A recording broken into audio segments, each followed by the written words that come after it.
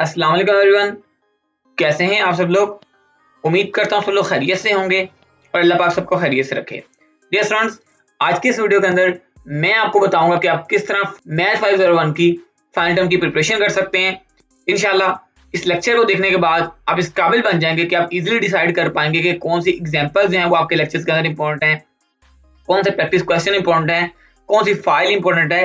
वो सारी की सारी चीजें मैं आपको गाइड करूंगा और ये सारी की सारी जो चीजें हैं ये मैं आपको अभी के करंट पेपर यानी कि 2022 के करंट पेपर के हवाले से बता रहा हूँ। तो अगर आप किसी नेक्स्ट ईयर के अंदर या इसी ईयर के अंदर नेक्स्ट सेमेस्टर के अंदर या इसी सेमेस्टर के अंदर आपका मैथ 501 का पेपर है तो आप इस वीडियो को देख के इस थोड़ा सा अंदाजा लगा सकते हैं, थोड़ा सा माइंड हेल्प ले सकते हैं आप कि इस तरह का जो है वो पेपर यहाँ पे बन के आ रहा है।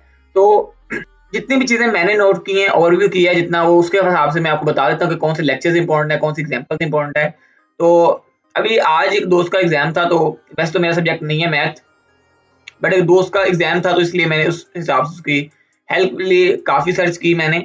तो उस हिसाब से जो मुझे चीजें लगी हैं वो मैं आपको ओवरव्यू बता दूं। मैंने कहा चलें उसकी हेल्प हो रही है, साथ में आप लोगों को भी चीजें मैं साथ में गाइड कर दूं। तो अगर यार कोई मैथ का भी सब्जेक्ट होता है तो जरूर आप कमेंट किया करें। इंशाल्लाह मेरी यही कोशिश होगी कि आप लोगों के लिए मेहनत करके एक अच्छा वीडियो जो है क्रिएट किया जाए।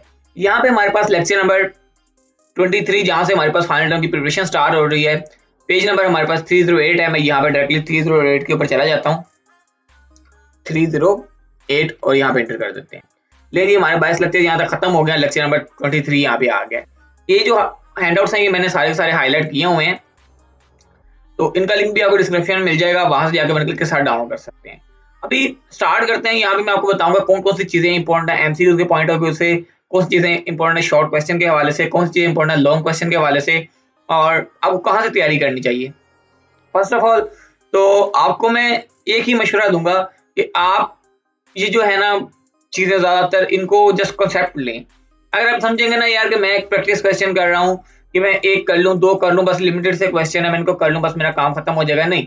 इसमें जो पेपर है वो एक्सरसाइज से नहीं आता, इसमें पेपर जो होता है एग्जाम्पल से आता है। ठीक है, अब यहाँ पर जैसे एग्जाम्पल नंबर 1 है, तो अगर आपने इस एग्जाम्पल को समझ लिया ना तो आपको ना तो ये चीज करने की जरूरत है ना आपको ये चीज करने की जरूरत है। आपको बस ये पता होनी चाहिए कि बी के अंदर क्या चीज होती है, बेसिस होते हैं, वेक्टर क्या होते हैं, ठीक है, उसके ये वेट क्या होते हैं C1 C2 वाले, ठीक है। तो आपको ये चीजें पता होनी चाहिए। उसके बाद फार्मूला क्या ड्राइव हो क्या है, x1 x is equal to C1 B1, ये तो वो जो बेसिस होंगी उस हिसाब से चेंज हो गया। मतलब अगर बेस B है तो B1 B2 आ जाएगा, अगर बेस B है तो V1 V2 आ जाएगा, अगर P है तो P1 P2 आ जाएगा। मतलब C तो कांस्टेंट ही रहेगा, उसके साथ ये चीजें चेंज हो जाएंगी। ठीक है, तो हमने पहले एग्जांपल कर लेनी है, ये हमारी सबसे पहली और मोस्ट इंपोर्टेंट एग्जांपल हमारे पास ये वाली है जो कि फाइनल टर्म एग्जाम के अंदर लग रही है।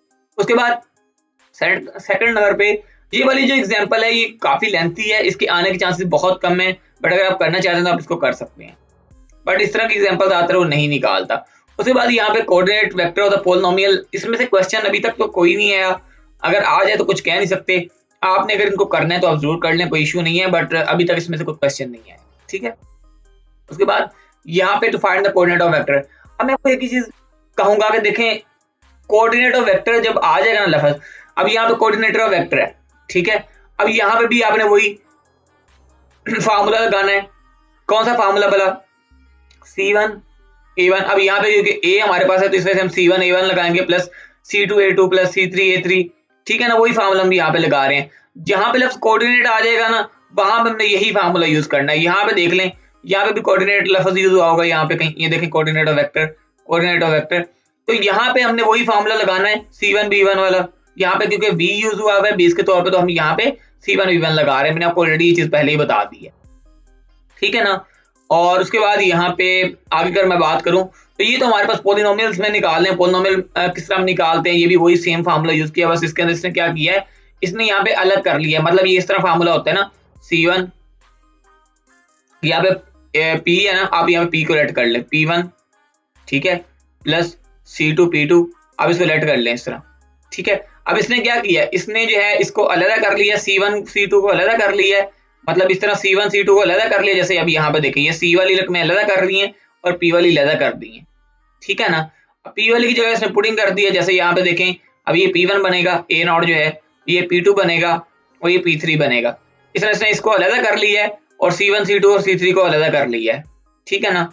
और ये P3 आपका बन रहा है, ये C1 ये C2 और ये C3 बन रहा है। फिर उसने इसको अलग कर लिया है। फिर उसने बता दिया कि C1 जो है इक्वल किसके A0 के, C2 किसके इक्वल है A1 के, ठीक है। और उसके बाद फिर उसने C3 बता दिया है A2 के इक्वल है, ठीक है। X जो है इसके साथ खत्म कर दिया इन्होंने, जो सिर्फ हमारे पास दूसरी वैल्यू है वही यहाँ पे लगाई है इन्होंने, ठीक है। तो इस तरह आप सेकंड वाले का भी पोलिनोमियल सेम ही तरीके से निकलेगा, एक ही मेथड है उसी के साथ निकाला हुआ है इन्होंने, इसमें कोई ज्यादा कंफ्यूजन वाली बात नहीं है। उसके बाद यहाँ पे कोई भी एग्जांपल जो है इंपॉर्टेंट नहीं है, आप इनको छोड़ सकते हैं, इसमें कोई और इंपॉर्टेंट वाली एग्जांपल नहीं है, आप इनको छोड़ दें, ठीक है ना। इस यहाँ पे आपको ज़्यादा टाइम वेस्ट करने के ऊपर और जरूरत नहीं है, ठीक है। अभी हम लेक्चर नंबर 24 के अंदर देखते हैं हमारे पास कौन सी चीज़ इंपॉर्टेंट है। यहाँ पे बेसिकली हमारे पास कोई भी जो चीज़ है इतनी इंपॉर्टेंट नहीं है, ठीक है। अगर आप कहें ना को बहुत ज़्यादा इंपॉर्टेंट है, बहुत ज़्यादा इंपॉर्टेंट यहाँ पे कुछ भी नहीं है लेक्चर नंबर 24 के अंदर। मैं फिर भी देख रहा हूँ अगर कोई चीज़ यहाँ से इंपॉर्टेंट है तो मैं आपको गाइड कर दूंगा इसकी ये चीज़ इंपॉर्टेंट है। यहाँ पे जो नोट है आप इसको काइंडली एक बार देख लीजिएगा, ये आपके लिए इंपॉर्टेंट हो सकता है, ठीक है। और इसके अलावा और यहाँ पे कोई भी चीज़ इंपॉर्टेंट नहीं है। अभी हम लेक्चर नंबर 25 के अंदर चलते हैं और देखते हैं वहां पे हमारे से कौन सी चीज़ इंपॉर्टेंट है जो कि अभी करंट पेपर के हवाले से लग रही है। अब एक बार याद रखिएगा, जितनी भी चीज़ें जो ही पास वाली रिपीट होती हैं, बट एक्चुअली में जो चीज़ें पेपर के अंदर आ रही होती हैं वो कोई सही से गाइड नहीं करता, इसी वजह से जो आपको समझ नहीं आ रही होती है यार कौन सी चीज़ें पेपर के अंदर आएंगी।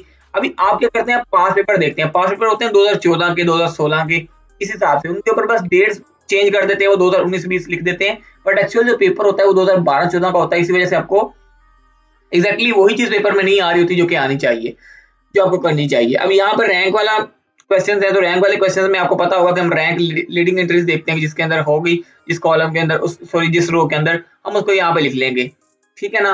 तो यहाँ पे जस्ट आपको एक ही चीज पता होनी चाहिए कि रैंक किसे करते हैं, बस। उसके बाद यहाँ से भी और कोई क्वेश्चन जो है वो आपके फाइनल टर्म एग्जाम के अंदर नहीं आता, ठीक है। ये जो लेक्चर मैं आपको स्किप करवा रहा हूँ ये बिला झिझक छोड़ दें, आपको ये लेक्चर्स के अंदर से पेपर नहीं आने वाला, ठीक है। मैंने 5-6 करंट पेपर्स भी देखे हैं, आज वाला पेपर भी व्यू किया है, बट मुझे फिर मैं एक ही बात कहूंगा कि अगर आपके पास टाइम नहीं है तो इनको ज्यादा टाइम ना दें, ठीक है ना।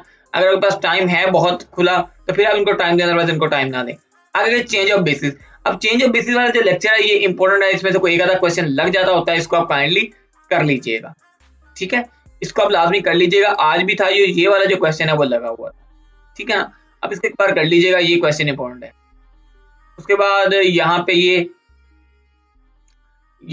ये वाले क्वेश्चन जो होते हैं ये इंपॉर्टेंट है, जिसके अंदर हम लोग चेंज करते हैं अपना बेसिस चेंज करते हैं, ये क्वेश्चन इंपॉर्टेंट है, ठीक है। लेकिन इसमें कम ही आता है, बट आप फिर भी इसको कर लीजिएगा, ऑप्शन में समटाइम इस तरह की चीजें पूछ लेता है, तो इस वजह से मैं कह रहा हूँ ये आप कर लीजिएगा। एक आधी एग्जाम्पल करेंगे आपको समझ आ जाएगी, ज्यादा आपको खपने की जरूरत नहीं है। लेक्चर नंबर 27 के अंदर चीजें मेनली हाईलाइट करने वाली थी, मैंने कर दी, बट ये भी खास इतना ज्यादा इंपॉर्टेंट नहीं है, स्किप कर सकते हैं आप इसको भी।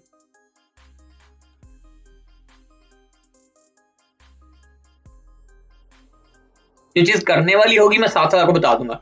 Lecture number 28 most important lecture, eigen values and eigen vector. अब इजन वैल्यूज इजन वेक्टर के अंदर बहुत बच्चे जो कंफ्यूज हो जाते हैं और वो इजन वैल्यू की जगह इजन वेक्टर निकाल आते हैं और इजन वेक्टर की जगह इजन वैल्यू निकाल आते हैं। देखिए यहाँ पे बेसिकली पहले तो आपने ये बात याद रखनी है कि जब उसने नॉन ट्राइवल और फिक्स्ड पॉइंट का जिक्र करना है तब आपने ये चीज फाइंड करनी है i-a, ठीक है। मतलब एक आइडेंटिटी मैट्रिक्स ले लेना है, उसके साथ आपने a को माइनस करना है, ठीक है। उसके बाद आपने डिटर्मिनेंट लेना है, ओके, और आपका आंसर आ जाएगा। और एक चीज होती है जहां पे वो जस्ट आपको यही कहेगा कि इवैल्यूएट इजन वैल्यूज, ठीक है। यहाँ पे आगे जाकर क्वेश्चन आएगा, ये भी क्वेश्चन इंपॉर्टेंट है, आप इनको भी करिए। एग्जाम्पल नंबर 2 को भी, एग्जाम्पल नंबर 3 के अंदर भी इजन वेक्टर फाइंड करने हमें। मैं आपको यहाँ पे आगे जाकर चीजें दिखाता हूँ, जो चीज मैं आपको कहना चाह रहा हूँ, ये वाली चीज a माइनस लैम्डा i वाली वो चीज आएगी आगे, मैं आपको दिखाता हूँ। आगे वाले लेक्चर में आई थिंक वो आ रही है, ये वाला दूसरा फॉर्म वाले इतने लेंथी क्वेश्चंस नहीं आते, अब इनको छोड़ सकते हैं। इसकी पहली को 2-3 एग्जांपल इंपॉर्टेंट है इजन वैल्यूज वाले की, अब वो करिएगा। उसके बाद आगे कुछ चीजें इसकी इंपॉर्टेंट है वो आपको बता देता हूँ, ठीक है। बट अभी तक जो चीजें इंपॉर्टेंट थी वो मैंने आपको बता दी हैं। इंशाल्लाह आगे जो चीजें हमारे आगे वाले लेक्चर्स के अंदर आ रही है इंपॉर्टेंट, वो मैं आपको थोड़ा सा गाइड कर देता हूँ। अब आगे कैरेक्टरिस्टिक्स इक्वेशन, अब यहाँ पे देखें, यहाँ पे बिल्कुल वही सेम चीज लिखी जाती है, find the eigen values of A. अब जब इजन वैल्यूज ऑफ ए कहा जाएगा तब आपने ये चीज फॉलो करनी है, ठीक है ना। अब यहाँ पे स्टूडेंट कुछ मिस्टेक कर देते हैं यहाँ पे ये चीज से।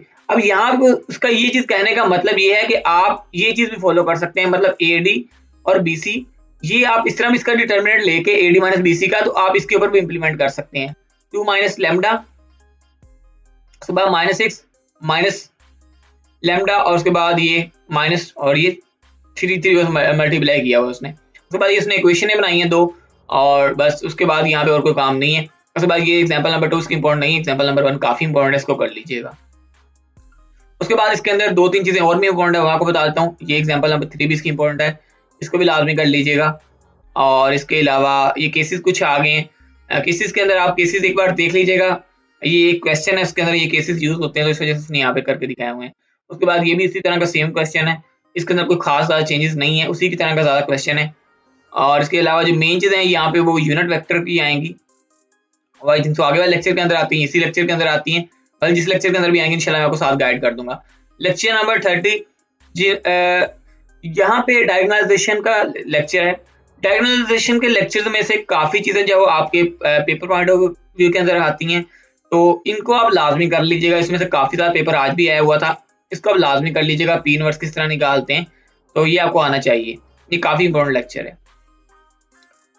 ये आप कोशिश करें कि बस इसका मेथड आप समझ लें, जब आपको समझ आ जाएगी तो फिर आप इनकी एग्जांपल्स इजीली कर लेंगे, ठीक है।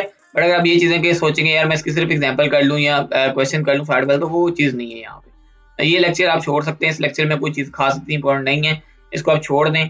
उसके बाद लेक्चर नंबर 32, यहाँ पे भी ये भी चीज आप छोड़ सकते हैं, इसके अंदर से भी इतनी चीजें नहीं आती है। आप पहले अगर रीजन वैल्यूज ओरिजिन वेक्टर वाला क्वेश्चन कर चुके हैं तो इसके अंदर आपको करने की जरूरत नहीं है, आपको वहीं से चीज क्लियर हो जाएगी। ये भी आप लेक्चर छोड़ सकते हैं, लेक्चर नंबर 33 भी, इसके अंदर से भी ज्यादा चीजें नहीं आनी है आपको। जो मेनली लेक्चर जो है आपको वो बता रहा हूँ, जिससे आप कम वक्त के अंदर ज्यादा अच्छी तैयारी कर सकते हैं, मैं आपको वो गाइड कर रहा हूँ। अब ये नहीं है कि आपने यही करना है जो मैं बता रहा हूँ, आप कुछ कर लें अगर आपके पास एक्स्ट्रा टाइम है तो। अगर आपके पास नहीं टाइम तो फिर आपको जो चीजें मैं बता रहा हूँ वो करें, ठीक है ना। अगर आपके पास फर्ज करें 1 दिन है, 2 दिन है, 3 दिन है, आप कहते हैं यार मैं सिर्फ एक चीज अच्छी तरीके से तैयार कर दूं, तो भाई फिर आप वही लेक्चर करो जो मैं आपको बता रहा हूँ। उसके बाद एस्टिमेट इजन वैल्यूज, अब इजन वैल्यूज वाला दोबारा वही लेक्चर रिपीट हो रहा है, लेकिन अगेन याद रखिएगा फाइंड द, जब इजन वैल्यूज कहेगा तब उसने लैम्डा ही लगाना है। जब उसने अकेला आपको कह देना नॉन ट्राइवल या फिक्स पॉइंट, तब आपने सिर्फ a माइनस आई करना है, यानी कि आई माइनस आइडेंटिटी मैट्रिक्स माइनस ए का जो मैट्रिक्स दिया होगा उसके से उसने आपने माइनस करके उसके बाद डिटरमिनेंट ले लेना। यहीं पे भी डिटरमिनेंट है, लेकिन यहाँ पे लैम्डा ही साथ में लगाता है वो। अच्छा, उसके बाद यहाँ पे और हमारे पास कौन सी चीज इंपॉर्टेंट है, यहाँ पे इजन वैल्यूज इजन वेक्टर वगैरह दिए गए हैं, तो आप इसके एक बार देख लीजिएगा। और उसके बाद यहाँ पे और कुछ भी इंपॉर्टेंट नहीं, इसकी एक एग्जांपल जो पहले वाली थी वही इंपॉर्टेंट थी, मैं आपको ऑलरेडी साथ साथ चीजें इसलिए बता रहा हूँ ताकि आपको चीजें पता हो कौन कौन सी मुझे करनी है। इनर प्रोडक्ट आ गया, इनर प्रोडक्ट के अंदर क्या होता है, पहले यू का ट्रांसपोज लेते हो, उसके बाद मल्टीप्लाई कर देते हो वी के साथ, और उसके बाद यहाँ पे ये एग्जांपल नंबर 1 इसकी काफी इंपॉर्टेंट है, कर लीजिएगा इसको। आप इसको करेंगे आपको सारी की सारी समझ आ जाएगी। अब यहाँ पे हमारे मेन क्वेश्चन स्टार्ट होते हैं लेंथ ऑफ नॉर्म और यूनिट वेक्टर वाले, इन दोनों का आपको फार्मूला आना चाहिए, ठीक है। उसके बाद ये इसके काफी ज्यादा ऑप्शन ही बन जाते हैं, सिर्फ और सिर्फ ऑप्शन भी काफी ज्यादा बन जाते हैं इसके, तो ये आप लाजमी कर लीजिएगा। इसके जितने भी एग्जांपल्स हैं इससे रेलेवेंट वो आप लाजमी करिएगा, स्किप नहीं करिएगा उनको। और ये compute the distance between 2 vectors लाजमी कर लीजिएगा इसको पहले। अब कुछ स्टूडेंट्स मिस्टेक कर देते हैं इस चीज में, मुझे फिर वही होती है यार यहाँ पे वेक्टर दिए जाते हैं, जब वेक्टर दिए जाते हैं तो फिर आपने 2 इक्वेशंस को माइनस करके, ठीक है, उसके बाद आपने इस तरह इसको पुटिंग करना होती है, ठीक है ना। वेक्टर्स आपको गिवन होंगे, आप 2 वेक्टर्स को माइनस करना है, माइनस करने के बाद फिर आपने इसको इस तरह इसके प्लस बी स्क्वायर करना है, ठीक है। और उसके बाद यहाँ पे आगे हमारे पास ये एग्जांपल नंबर 5 दी गई है, आपने इसको भी कर लेना है, ठीक है, इसी तरीके से। उसके बाद यहाँ पे एग्जांपल नंबर 7 एंगल वाली बात आ गई। यहाँ पे एंगल्स मैंने आपको कहा है, एंगल और यूनिट वेक्टर अपने दोनों ही इसी तरीके से तैयार करने हैं। ये एंगल है, यूनिट वेक्टर पीछे दिया गया था, वो भी आपने कर लेना है। उसके बाद lecture number 39 most important lecture, यहाँ पे ऑर्थोगोनल के लेक्चर्स दिए गए हैं, तो ये भी काफी ज्यादा इंपॉर्टेंट है आपके पेपर पॉइंट ऑफ व्यू के हवाले से, इसको भी बिल्कुल भी आप स्किप नहीं करिएगा। मेनली कुछ लेक्चर्स ऐसे हैं जो ज्यादा इंपॉर्टेंट है, मैं आपको बार बार बता रहा हूँ। ये अब ऑर्थोगोनल जो है आपको तकरीबन 45 लेक्चर तक मोस्टली चलेगा, लेकिन जो लेक्चर्स इंपॉर्टेंट है फिर भी आपको साथ साथ बता रहा हूँ। ये वाला लेक्चर आपने कर लेना है पूरे का पूरा तैयार। इसके अंदर ये कुछ ऐसे क्वेश्चंस भी आते हैं जिनके अंदर आपको डबल बार ये इंप्लीमेंट करना है, क्योंकि उसके अंदर U1 और U2 भी दिया जाता है, क्योंकि ऑर्थोगोनल एक के लिए आप U1 वाला फार्मूला इंप्लीमेंट हो जाता है, लेकिन जब 2 U2 आ जाता है, मतलब 2 रकमें दे दी जाती है U के, तो फिर हमें अलग अलग रकमों के लिए अलग अलग फिर वो इंप्लीमेंट करना पड़ता है फार्मूला, तो उसमें कंफ्यूज नहीं होइएगा, इस वजह से मैंने आपको कहा है कि वो भी देख लीजिएगा।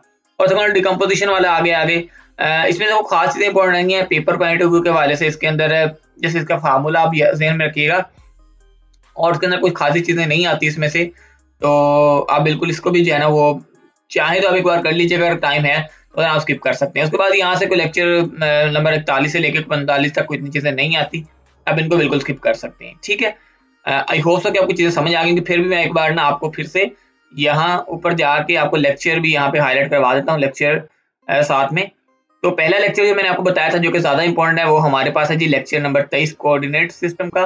उसके बाद हमारे पास ये लेक्चर नंबर 28 है इजन वैल्यूज एंड इजन वेक्टर वाला, ये इंपॉर्टेंट है। उसके बाद डिजिटलाइजेशन वाला लेक्चर नंबर 30 जो है वो इंपॉर्टेंट है। और उसके बाद हमारे पास यहाँ पे इजन वेक्टर्स और इजन वैल्यूज वाला मैंने यहाँ पे ऑलरेडी लगवा दिए, ये दोनों उसी की तरह सिमिलर लेक्चर्स हैं, इनको एक बार देख लीजिएगा, अच्छा रहेगा आपके लिए। उसके बाद यहाँ पे इनर प्रोडक्ट वाला लेक्चर इंपॉर्टेंट है, ऑर्थोगोनल इंपॉर्टेंट है, ऑर्थोगोनल सेट, ऑर्थोगोनल डिकम्पोजिशन, ठीक है। और उसके बाद यहाँ पे इनर प्रोडक्ट स्पेस।